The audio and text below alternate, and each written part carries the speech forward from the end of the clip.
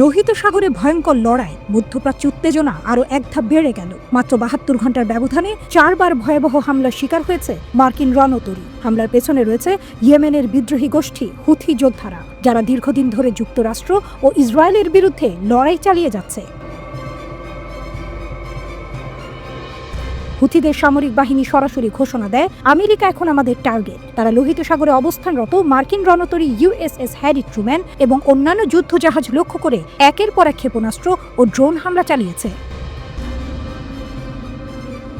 হুথিদের সামরিক মুখপাত্র ইয়াহিয়া সারি এক ভিডিও বার্তায় বলেন, আমরা ইয়েমেনে মার্কিন আগ্রাসন প্রতিহত করেছি। এই হামলা সফলভাবে আমাদের লক্ষ্য অর্জন করেছে। মার্কিন জাহাজগুলো আর নিরাপদ নয়। তিনি আরও হুঁশিয়ারি দিয়ে বলেছেন, যদি ইসরায়েল গাজায় আগ্রাসন বন্ধ না করে তাহলে লোহিত সাগরই হবে পরবর্তী রণক্ষেত্র।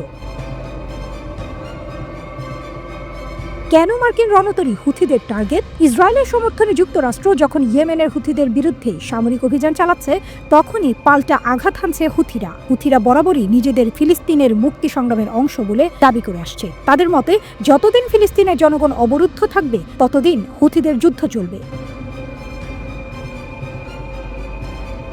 হুথিদের পক্ষ থেকে আরও বলা হয়েছে, আমাদের ক্ষেপণাস্ত্র ও ড্রোনগুলো সফলভাবে মার্কিন যুদ্ধজাহাজগুলোকে আঘাত করেছে। আমেরিকা ও ইসরায়েল যদি আগ্রাসন চালিয়ে যায় তাহলে আমাদের হামলাও চলবে।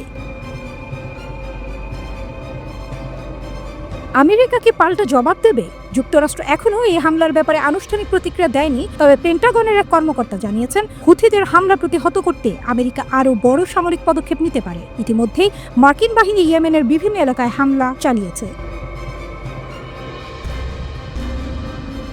মার্কিন প্রতিরক্ষা দফতরের দাবি, তারা হামলার আগেই বেশ কিছু ক্ষেপণাস্ত্র প্রতিহত করেছে। তবে লোহিত সাগরে এই অব্যাহত হামলা মার্কিন নৌবাহিনীর জন্য বড় ধরনের সংকেত দিচ্ছে।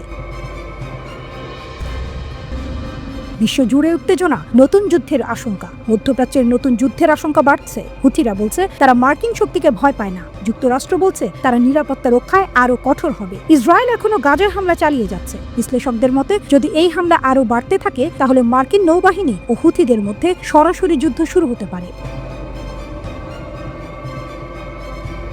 হুথিদের শক্তি কতটা ভয়ঙ্কর? হুথিরা শুধু ছোট একটি বিদ্রোহী গোষ্ঠী নয়, তারা এখন ভয়ঙ্কর এক সামরিক শক্তিতে পরিণত হয়েছে। ক্রুজ মিসাইল, যুক্তরাষ্ট্র ও ইসরায়েলের টার্গেটে হামলা চালানোর সক্ষমতা, সুইসাইড ড্রোন, রাডার এড়িয়ে প্রতিপক্ষের জাহাজ ধ্বংস করতে সক্ষম, ব্যালিস্টিক ক্ষেপণাস্ত্র, দূরপাল্লার হামলায় পারদর্শী। বিশ্বজুড়ে সামরিক বিশেষজ্ঞরা বলছেন, হুথিরা এখন মধ্যপ্রাচ্যে একটি অপ্রতিরোধ্য সামরিক শক্তি হয়ে উঠেছে।